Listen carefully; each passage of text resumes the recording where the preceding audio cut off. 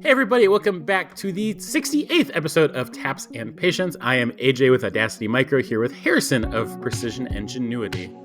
I did not start the music early enough and the beat didn't really hit until I was done. Hi Harrison, how are you doing? Rocking out to some music. Royalty-free music this time. There you go. I like it. We have the rights to. I like it.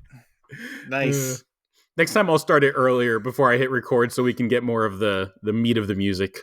There you go. I like it. So how we doing? Okay. I have some machine maintenance in front of me. Uh-oh. What happened? Yeah. So I was doing a production run of parts. Okay. There are these brass buttons. There's going to be a YouTube video on them. They're another PD manufacturing video, if you know what I mean, or a part. Mm-hmm. So it was 100 parts. And it took me a couple tries to get the first one running. We may have talked about this on the last podcast. I think I've just got the first article done right before our last podcast. But it took me a couple tries. They weren't symmetric. I thought they were symmetric, and so chamfers are coming out wrong. But Gotcha. After that, I did not scrap a single part. They just ran, and they ran, and they ran. They were brass, so there was zero tool wear. I didn't have to do any compensation. It was about 12 minutes apart, and I just kept the machine chomping away.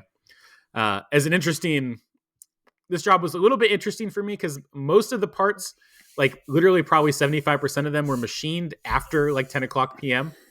Oh my. I did a couple nights where I was up to like 3, just kind of feeding the machine, which is not how I normally work, but that's just how this job ended up doing because the tooling came in like 4 days late.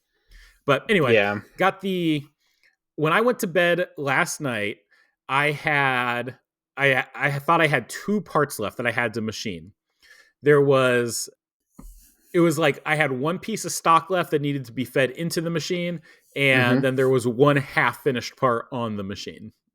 Gotcha. And I was like, okay, it was getting late, so I was like, I'll just finish these last ones up tomorrow. I don't want to be out here another half an hour. So I, set the machine to turn itself off, and I went to bed. Came out the next morning and started by getting an interesting Instagram message where it looks like I'm selling my Tormach. Ooh. And right after I decided on a number for selling the Tormach and we started talking about dates and stuff, so like it's pretty official at this point that machine is going. As I'm having that conversation with that guy, I start the warm-up program on my Haas, and it runs for probably 3 minutes and then goes. And so I ran over to it and hit the e-stop. And what seems to have happened, I haven't actually taken it apart yet, but what seems to have happened is the belt broke, which is a very common thing on these machines. Literally everyone I've talked to who has had one of these machines has gone, make sure you have a couple extra belts on hand because they like to break. Sure enough, I did not have a couple extra belts on hand. Oh, no. And I was like, oh, no, I only have 2 parts left to run, and I'm going to be short and I'm running out of time because I stayed up until like 2 o'clock last night. So I slept in this morning. I was like, oh no, I'm going to have to reprogram these for the Tormach and yada, yada. I counted. I had exactly 100 parts because really I had cut 102 blanks and expecting to scrap some along the way. But because I had thankfully scrapped 0 parts in the process of making these, I was good. Oh my goodness. So I got a couple more belts ordered. I'm not sure if they'll be here tomorrow or the day after, but they'll be here, soon this week. And every other job I have lined up is a Tormach job anyway. But it was like, that could have been so bad. A job that went so smooth could have been a disaster at the 11th hour. But we're good. We're fine. Everything's fine. It's shipped. We're okay. So with you getting rid of the Tormach, does that mean, and then you having this issue with the Haas like this at the same time, like are you going to get a second machine to replace the Tormach, or what's the plan moving forward? At some point, definitely. The Haas is enough for me to do enough business to keep the lights on. Like I don't need the Tormach. The Tormach was mostly just kind of running in the background for a couple hours a day doing things like the Design the Everything carabiners. I can move those over to the Haas and do them probably twice as fast and twice as good. Okay. And I had a tendency to scrap a lot more parts on the Tormach because I wouldn't pay attention to it. Mm-hmm. And there's plenty of spindle time left on the Haas. So I think I can sell off the Tormach and not really notice too much from a machining perspective. Okay. The Tormach payments are not quite double of what the Haas is. So I'll be taking my basically my shop overhead, not including electricity, is about $1,200 a month, and I'll Mm-hmm. be removing about $750 or $700 from my shop overhead. Yeah, So that'll be really nice. that'll be nice as I'm still kind of spooling up. It means I'll just have like the $350 payment for the Haas, which is basically nothing. So as I'm getting Yeah. going here, that'll be good. And then I can roll the extra money I have from that into a new machine payment, probably around IMTS time, maybe at IMTS. That's Okay. my theory right now. Wait, isn't that kind of how you found your current one? Wasn't it? It It wasn't was at at IMTS. FabTech. It was at FabTech. Yeah. Yep. Yeah. You had a random guy that like came up to you and it's like, "Hey, I hear you're looking for a machine or Oh, something." actually, it technically had nothing to do with FabTech. I got an email and I thought it was from a vendor I had talked to at FabTech.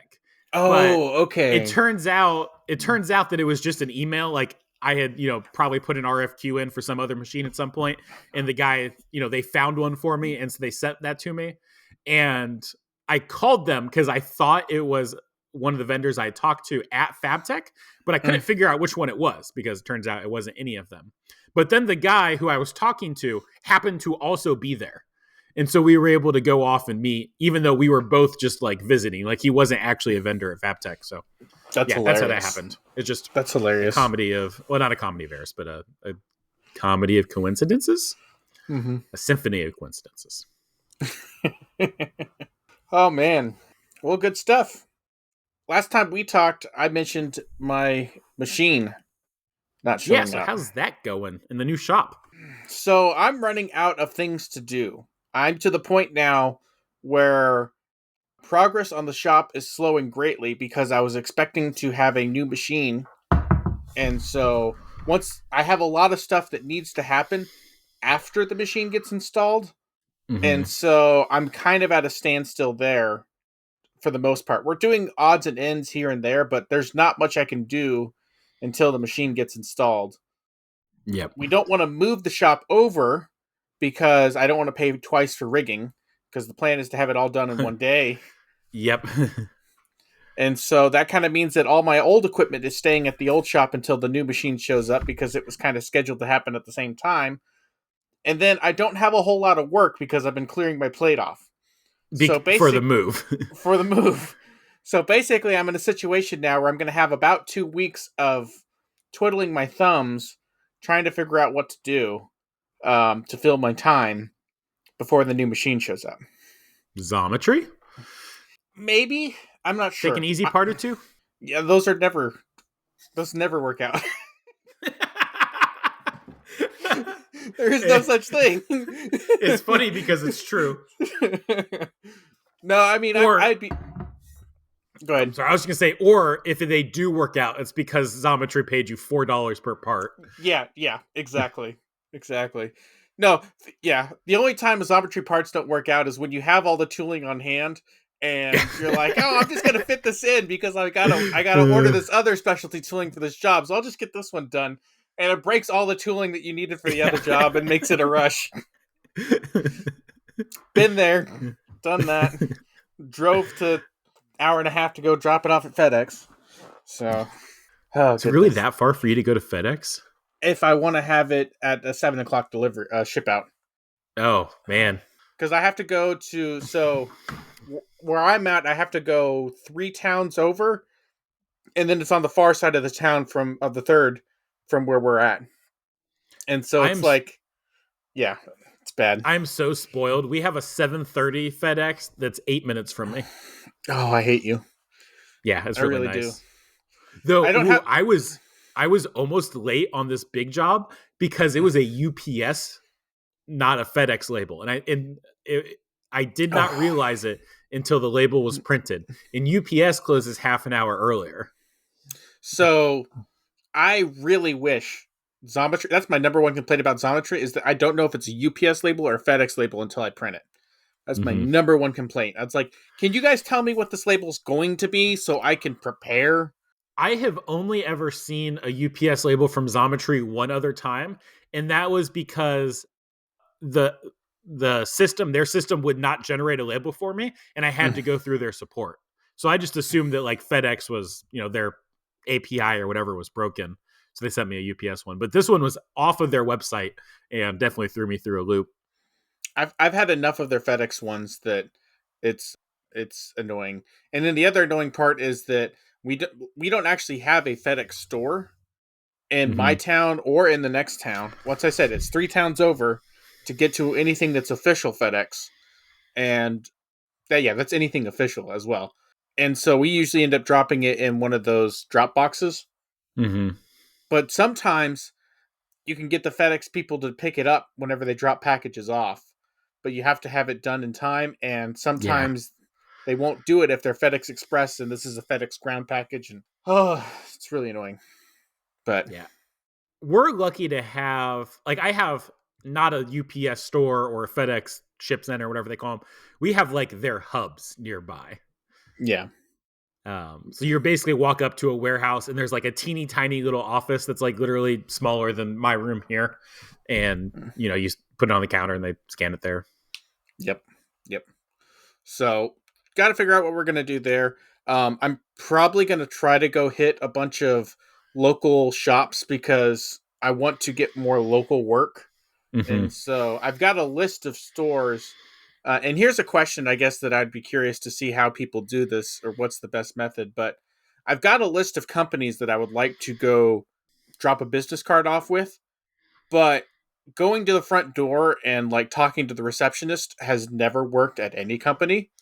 And so I got to figure out how I can make a connection with the right person at these companies to actually drop off a business card with. Because anytime I can talk with the actual purchasing agent or someone in procurement or anyone who actually deals with the parts, I can usually get work. But getting to that person is usually a long line of hoops to jump through before I can even talk to them. Yep. Yeah, that's something I am planning on working on this year. Like that was like that's my goal for 2024 is switch from being purely Xometry to having, I'm going to call them local customers, but really I just mean non-Xometry customers, like Mm-hmm. direct to customer relationships with people. So I need to build a little bit of infrastructure first. Like for example, I had a RFQ come in the other day actually from YouTube, which was a first for me. Mm-hmm. And it was like, oh, I don't have a quoting document set up right now. So like, going and figuring out how to do a quote. And I ended up just kind of eyeballing to him, shooting him in an email. But like, Mm-hmm. I need that infrastructure built up. And then I need to figure out my marketing stuff. And I need to, you know, yada, yada, Yep. yada. Yep. Yeah, it's a lot of work, but we'll see.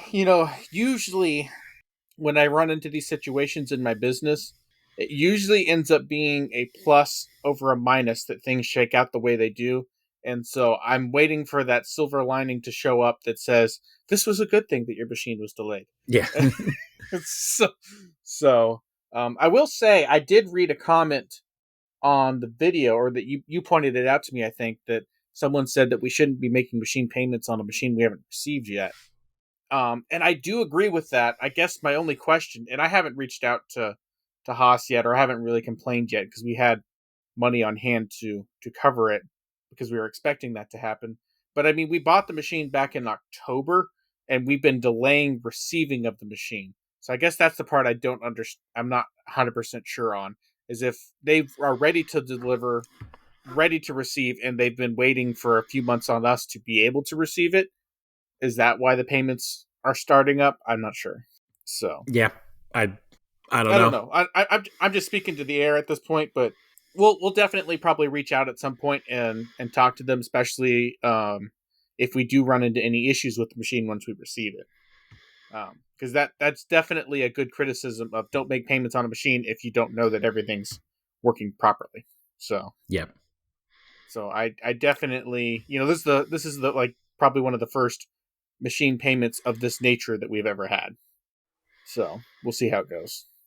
Yeah. And it's one of those things where it's like you may be able to push back on it, or you may have been able to push back on it, but like you only have so much we'll call it political capital. Like, is this really the hill that you want to die on, or do you want to wait until the Yeah. machine's there and then like, maybe you Yeah. need to push back on something on the machine, but you already have a good relationship, like you haven't.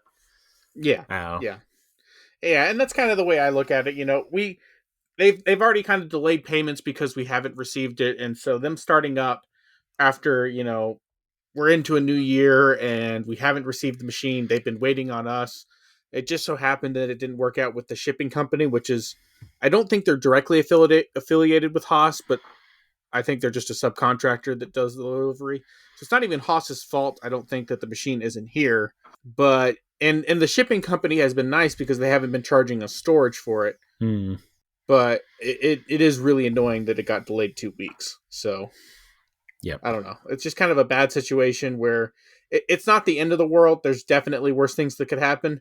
I would much rather have a machine show up 2 weeks late than just get caught up in this weather and then get in a Yeah. car crash and then like have to like all that happen. So, Oh, that'd be so sad to see your Haas like in this a ditch on the side of the road. oh my goodness. So maybe that is the silver lining is the fact that they didn't travel in the sketchy weather and that could have happened.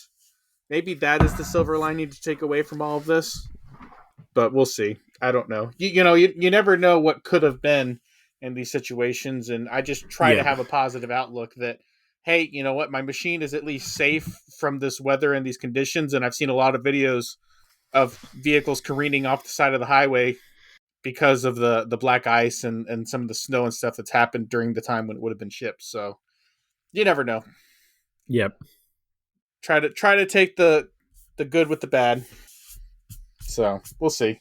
Other than that, I did find out as well when I dropped off some parts that my number one customer, they don't have a lot of work lined up for this year yet. Hmm. And so I was very glad that they told me that. But they basically said, hey, for the first 3 to 6 months of this year, I would be looking for some more work to fill in because we're not going to have a whole bunch. Okay.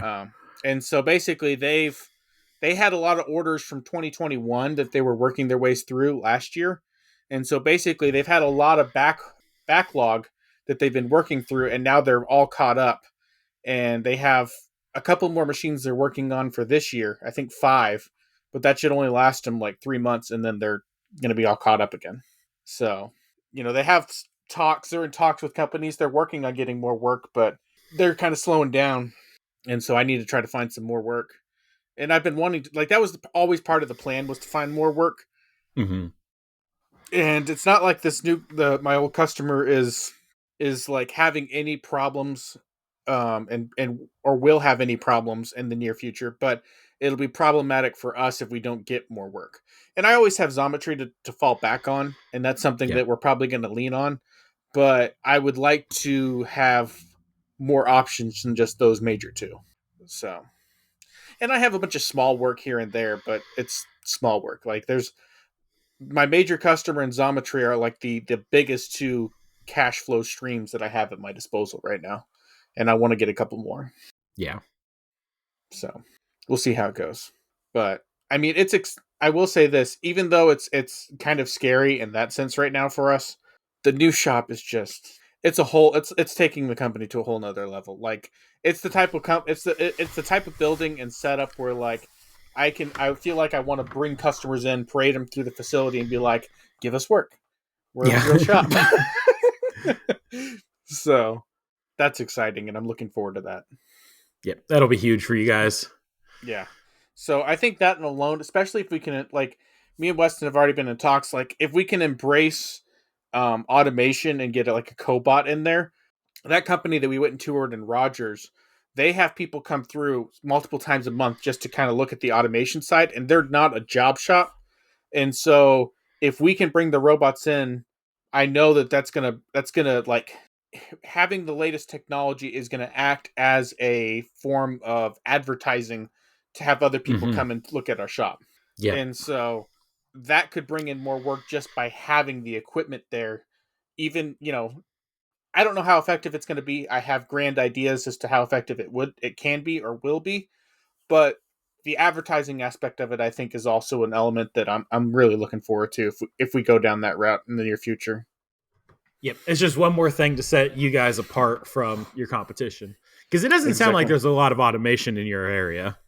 No, no. Some of the biggest companies in the area, whenever they came and toured our shop, we had one guy that came and toured our shop that was part of one of the biggest machine shop companies in the area, and they were bragging that they just got their first horizontal with a pallet pool, and they've been fighting for the last 6 months to get it up and running or something along Hmm. those lines.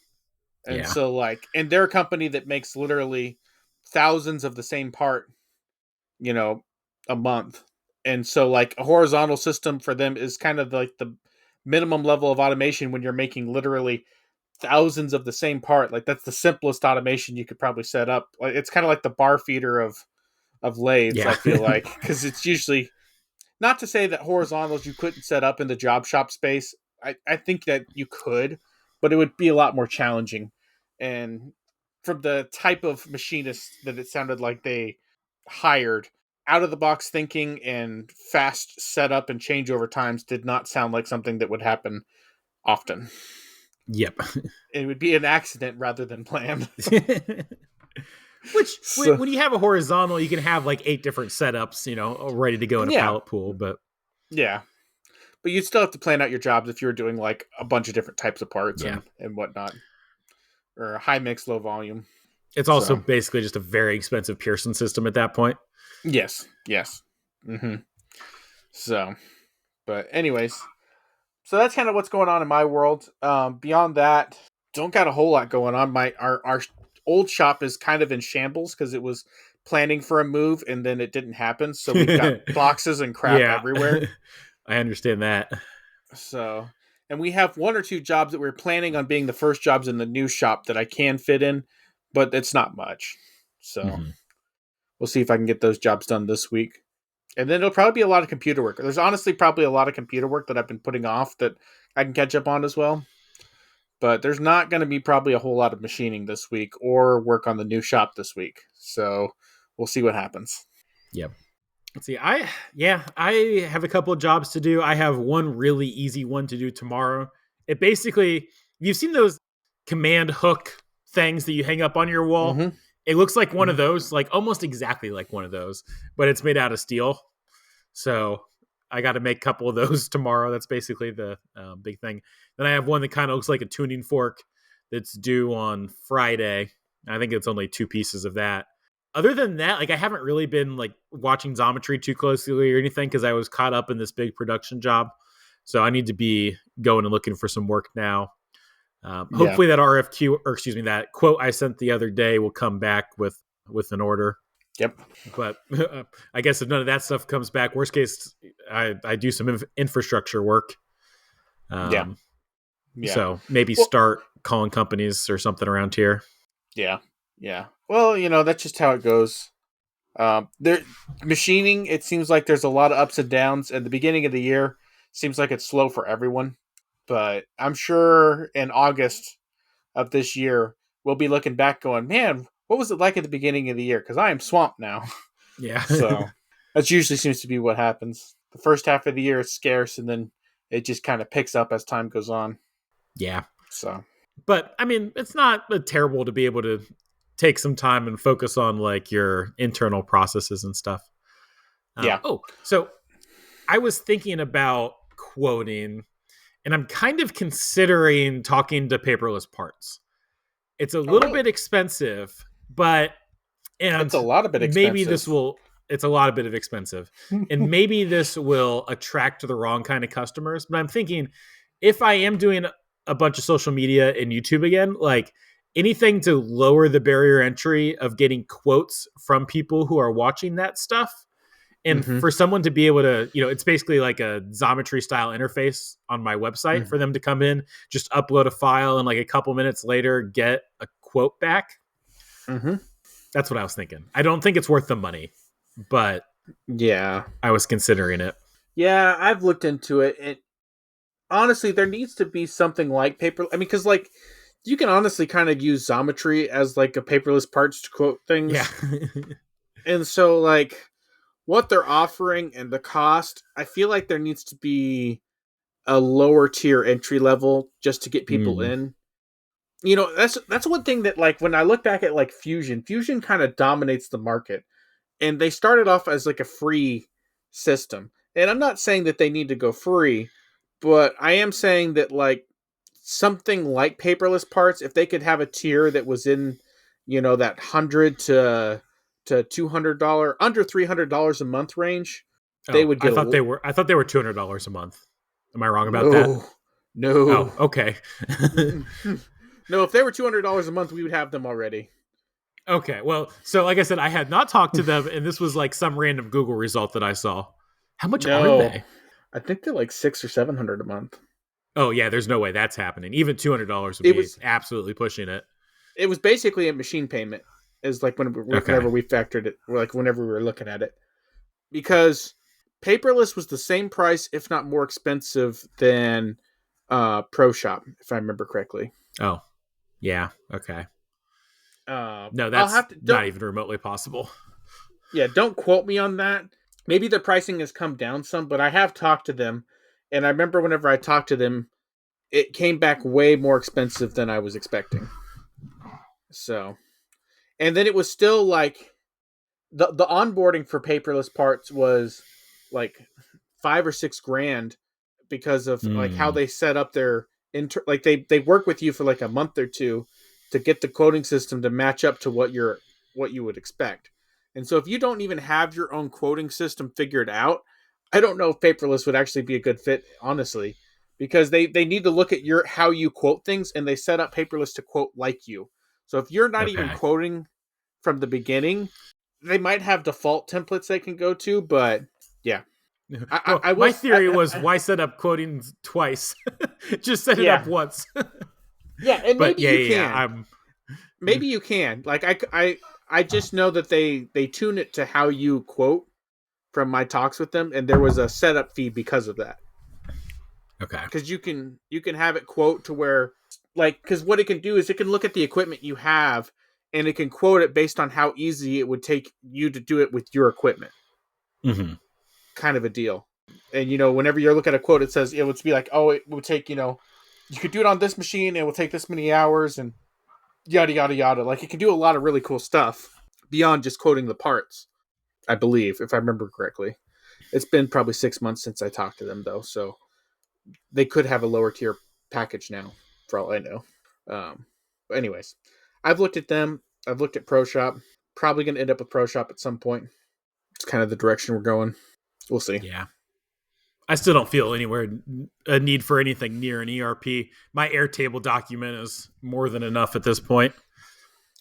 I was listening to one guy on the Within Tolerance podcast, a guest that Dylan had. I can't remember who the guest was, but it was a one man band, and he used Pro Shop, and he said he loved using it because it made him look like a massive company.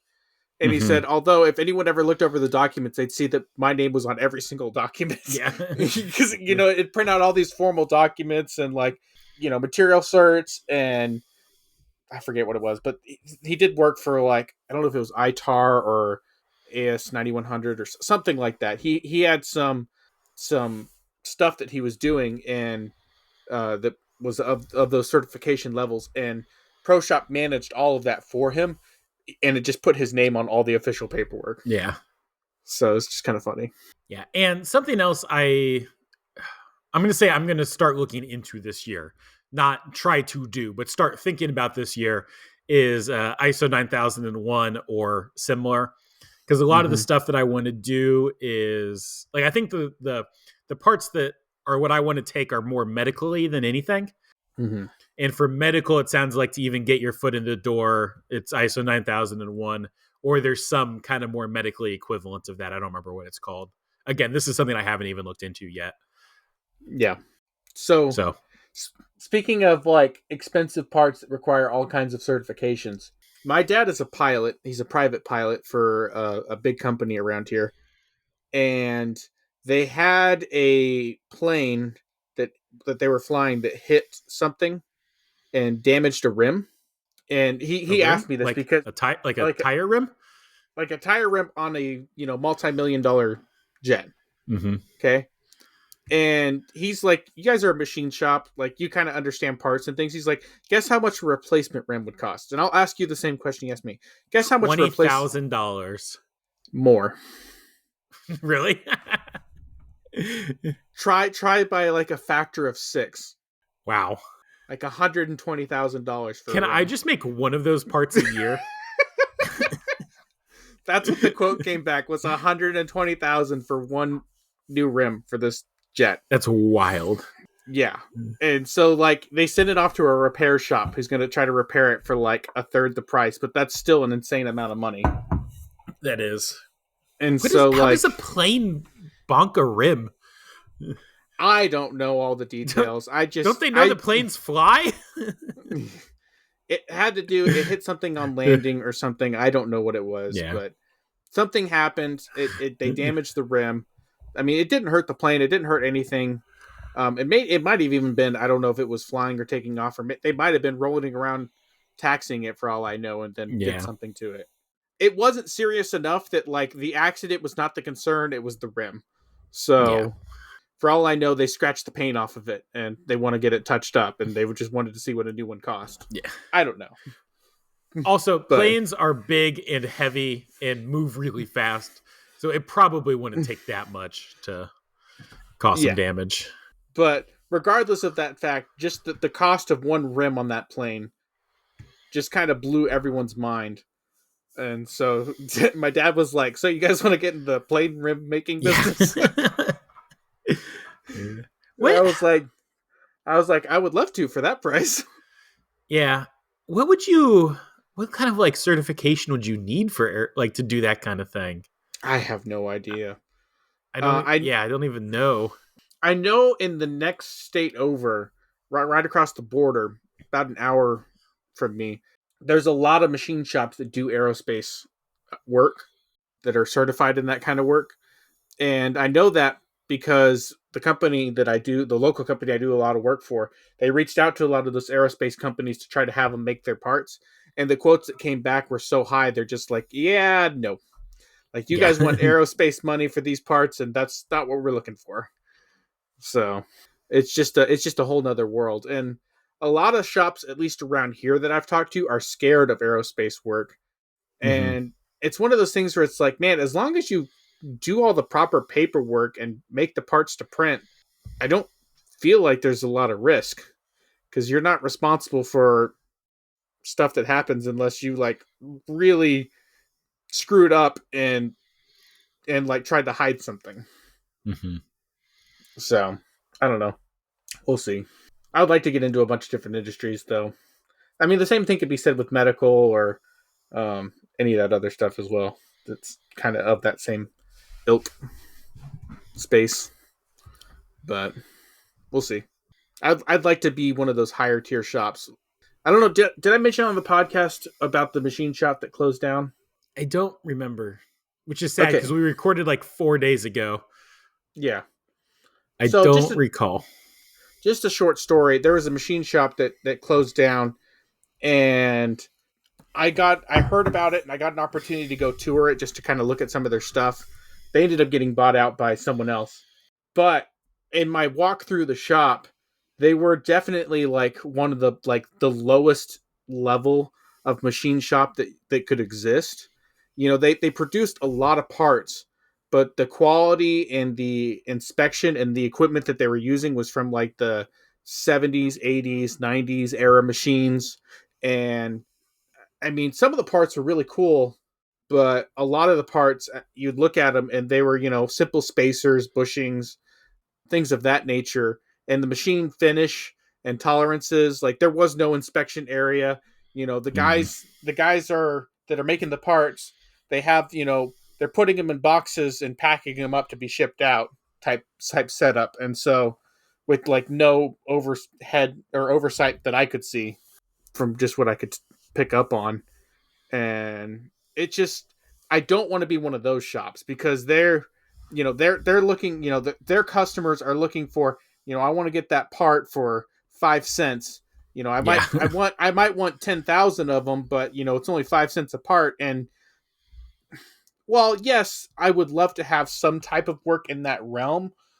I also want to do the higher, more complex work as well. Like I want to be a high tech shop, and if I can do parts that are cheap like that, you know, automatically, where I don't have to have workers. But this is the type of shop where they have the poor lighting. It looks like a dungeon. It smells horrible. The machines are not maintained at all.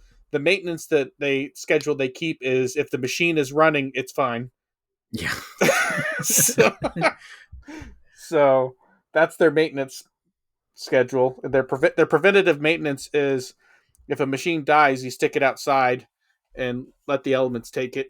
There was a lot of machines that were just out outside the building that just Really? had like worn out, and they just kicked the machine outside and put a new machine in its place. Like I think Gosh. that's how they take care of or upgrade their machines is when it stops working, that's when you start looking for a replacement. So, anyways, don't want to be that type of shop, but it was at the same time pretty cool because it was a really big shop, and I didn't think shops like that existed in this area. Hmm. So it was kind of cool to like see it in like a podunk backwater town, like this big manufacturing hub that you would just never expect. So I did How think that big? was pretty cool. How big? Oh, they had. I thought they had over 40 CNC machines, but someone told me that they had between 20 and 30. Okay. But they also had a lot of manual machines as well. So they had, probably 5 to 10 Bridgeport machines. They probably had, 4 or 5 manual lathes, in addition to the 20 to 30 CNC machines. Hmm. And they had some like the coolest machine that I thought was just awesome was they had 3 or 4 of these like Swiss machines that had 6 different stations on them, and the whole station, the whole like you'd have like 12-foot tubes, and then the whole station would index. The closest thing I can think to it of is Titans of CNC did those Torno Swiss machines that had the 8 stations. It's Hmm. like one of those, except made in like the 50s. That's what Yeah. like the 50s era design, and like everything's exposed, everything's like it was just a really like wild machine. Like it would be like a machine that if you saw it in a museum you'd think, "Oh, that's sweet." But they were using it to make parts. Yep. So, Those anyways, things though, like once you got them set up though, they just run. oh yeah, yeah. No, I mean there was nothing wrong with what they were doing. It's just amazing to see machines that are that old and still like it's still that that American cast iron construction where everything's just like cast iron and massive and overweight. Um, Were they computerized or were they like cam driven or? I don't know if I get a chance to get in there, I'll let you know before they get rid of everything. But I don't know. I don't Because know. a lot of those old, I'm blanking on the term for them, but those big like screw making machines, a lot of them are cam driven, and not like the cam that we use, like Fusion, like Yeah, mechanical cams on a rod or whatever. like cams for like like you would think for like an engine, like Yeah. an engine cam type cam. Yeah. Oh my goodness. Yeah. Man, what are those called? I know Index is one of the companies that makes those. I think of them Yeah. as like indexes, but that's a brand name. Yeah. I don't know. They had like 3 of those machines, and they had like a box of it looked like hex bolts Hmm. that this machine was making. So it was just wild, like wild. It I would have loved to see that shop in its heyday, even though it's a grungy shop. Just the amount of parts that they would produce at any given time, and they went through a lot of brass. It looked like Hmm. they had a lot of brass parts they were making, so that would also have been fun. Yeah. So So that big production run I did was all brass, and it was awesome. yeah, Machining brass is the best. yeah. So, anyways, kind of sad to see it go, but I was talking to another machine shop, and they said, I've only been doing at this for 2 years, and they said, you're the only shop we've heard of starting up in the last 2 years, but we've heard of 4 or 5 that have closed down Hmm. in that same amount of time. So they're definitely more machine shops are closing in our area than opening. So, Yeah, that sounds about right, even for this area. I was like going through an auction site the other day, and there was like, three different auctions for machine shops going out of business. And they basically all sound like the same kind of shops. It's, ones that have old beat up CNC machines. If they have anything, they have lots of manual machines and, hmm old, grimy, poorly lit. You're lucky if there's any inspection equipment. Like, it's just, yeah, those shops made it for a while, but like they just don't hold up anymore. yeah, I know. I mean, the shop has probably existed for who knows 40, 50 years, but they're all dying at the same time. Yeah. So, which I would love to find their customers and tap them on the shoulder and be like, hey, even even though ironically, I said I don't want to be one of those shops. I do think you could do the work that they were trying to do with automation and much less overhead and people. Yeah. Like, like I feel like a modern machine set up properly could produce a lot of parts with very little, human intervention, especially at the tolerances that they're trying to hold. So I don't know. We'll see. I don't know if I'll be able to track down. I know who they produced most of their parts for, but I think another company scooped up all those contracts. Hmm. So when they went out of business, but who knows? There's lots of companies in the area that I need to that a lot of manufacturing companies in the area that like I didn't know existed that I'm slowly kind of like I'm starting the longer I'm in this industry and the more people I meet, I'm starting to kind of get a feel of like how much actual manufacturing exists. And on one hand, it's a lot more than I thought, and on the other hand, a lot of it's dying. So I don't know how to feel. At least in my area. So like Muncie is very much like part of the Rust Belt. Like Muncie is a poster child Rust Belt city where like we had a big foundry and like some automotive manufacturing and some other stuff. And then I don't remember what caused all the Rust Belt stuff for that to close down, but I don't know. Whatever. We got Rust Belted and all that stuff closed down. Mm-hmm. And everybody lost their jobs. The town got fairly run down, and a lot of those crappy shops did not make it, and they went out of business. And it's kind of on the recovery now. And I'm starting Yeah. to see a lot of little like niche higher tech shops start to pop up, like and some very niche stuff like aerospace composites and medical manufacturing. And so I Yeah. I think this is a good time to be just in manufacturing in general, as everybody's trying to move manufacturing back to the U.S. and specifically in my area, because right now everything is so cheap. Like there is a big property. It was where the steel mill was, Mm-hmm. and the I don't remember how much they're selling it for, but it's like 60 grand or something for like 400 acres of where the steel mill was, and you don't pay taxes for the next 10 years if you buy it. Oh It's my. just like nuts. And it's because there's just so much stuff that's there. Like there's so many properties that you could turn into a shop, and the government's trying to get people in. Mm-hmm. And so I think prices right now are basically at rock bottom, and they're just going to go up. Yeah. Yeah. So, It's both a scary time, but it's also an exciting time in manufacturing. yep. At least for it sounds like for both of our areas because I everything is coming back from overseas. Not everything, but I think a lot of stuff is, and especially with just how uncertain a lot of the stuff is in the world these days. People are wanting to have products made close by rather than Yep. shipped over. So we'll see. Well, and I'm not sure it's cheaper anymore. It used to be cheaper, but Yeah, like I think that's changing. I think it is too. I've heard recent statistics that like the pay in China is increasing at such a rate that they're not as cheap as they used to be. Yep. So, which just happens with every country as they develop and modernize. So, Yep. but we'll Good for see. them. Good Yeah, for them. Good for us. Everybody wins here. yeah, yeah, Except maybe the companies that are relying on, 20-cent machine parts. yeah, yeah.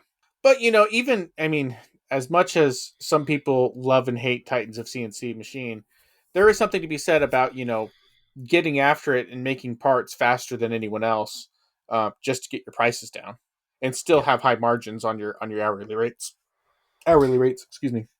Did you see the news about Titans of CNC? Yes, I did. That's That is big. that is. I I'm excited because I want to see more content on those machines. So for those of you who are listening to the podcast that don't know, Titans of CNC has become the national, what is it? The national distributor for Sile machines. So It's they are, big. yeah, that's huge. And so what I'm looking forward to is I'm looking forward to some more content because they did some Tormont content, you know, 4 or 5 years ago. It seems like where they were showing them cutting Inconel on a Tormach 1100 Mhm. MX. But I'm excited to see what they can produce with the Sile machines because the X5. It seems like everyone's talking about it, but I have not found any content of it actually cutting, and it drives me up a wall because I want to see how well that machine actually does. Just because I'm curious, and it's a small machine, but if you're running low on space, it'd be a pretty easy machine to fit into a corner of your shop Yeah. at some point. And it's kind of like a poor man's Robo Joe, or at least that's kind of what it looks like. So, Yeah. The thing I'm excited most about is I want them to come in and just kick Haas's butt. Like oh yeah, I want Haas to be sweating because yes, like they've kind of stayed stagnant for a long time.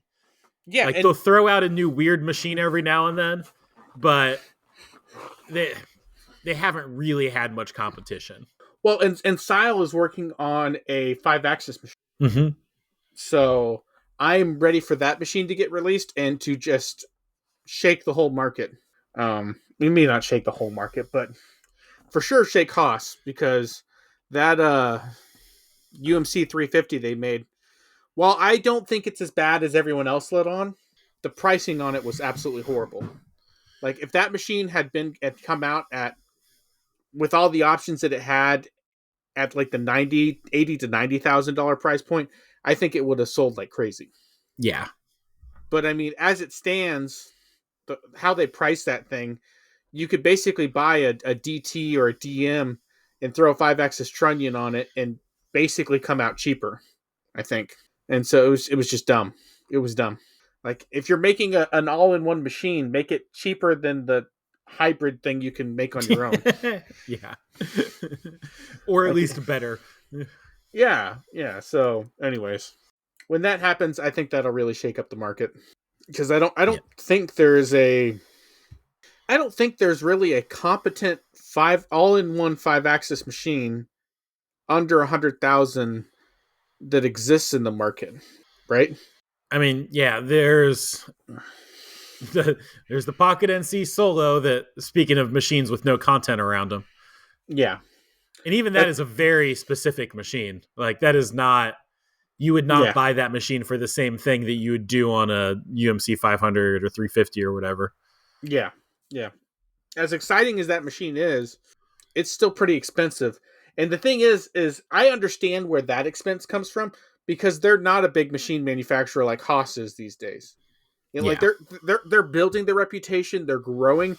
I expect their stuff to be more expensive just because they haven't reached that scale volume to produce things at a very cheap price that a company like Haas, who's existed for a long time and has all these connections, can get stuff at. I mean, the fact that Sile can produce the machines for as cheap as they do and have the quality of parts that they do have in those Mm-hmm. machines tells me that like it's all about the connections that you can make, and because you can get really good components and produce a machine at a pretty low cost and not sacrifice on everything. Yep. So it's possible, and that's one reason. Like I said, going back full circle, the Sile 5 axis, I'm really excited to see what it looks like when it comes out. I thought they had one. It may have just been like a X9 with a trunnion or something like that. Yeah, I don't think they've had an all-in-one 5 axis machine that I've Okay. seen. I could be wrong, but I don't think I've seen one that's an There was all-in-one. definitely one listed on their website, but I did not look into it in detail. I believe it was just like one of their X series machines with a trunnion. Okay. Could be wrong, but Okay. Well, yeah. Anyways, I'm running low on topics, and we can go off in the weeds here in a minute if we yeah. need to. But what else you got? Administrative details time. Yeah. What you got? So, for anybody who's listening to us on a podcast player, we are on YouTube on the Audacity Micro YouTube channel. If you're listening on YouTube, which by the way is like 3/4 of you now, you can find us on regular podcast players under Taps and Patience. We have a Patreon if you would like to support us to keep us going and to get us out to IMTS. That's where all of the money is going to go right now, is getting me and Harrison out to IMTS. That is in the description down below, if I remember, but also patreon.com/taps and patience. If you are a small business and you would like a shout out on our podcast, we will do that for free. That is not something we charge for. We think that all ships rise with the tide. And so we will gladly give you a shout out. The only catch is you have to either make a physical product or offer a service making physical products. Basically, no software, I guess. Sorry, software people. Actually, if you make manufacturing software, we will still shout you out. No drop shippers. Yeah. Say, you have to contribute more than making a phone call and connecting two things. Yeah, if we see you as a legit business, we'll gladly give you a shout out on the episode just to help the small guys. Also, no like Google or Amazon. Like you got to be a small business. That was the other catch. Yeah, I think that was all my administrative details. Yep, I think I'm good. Let's hear this outro music. You got to do a long outro so we can get into the core of the music. Is this the same as the intro music? Yes. Oh, okay. I'm not going to find two songs per episode. Oh my goodness, not two. Okay, well, while I ponder my outro, we'll listen to this music.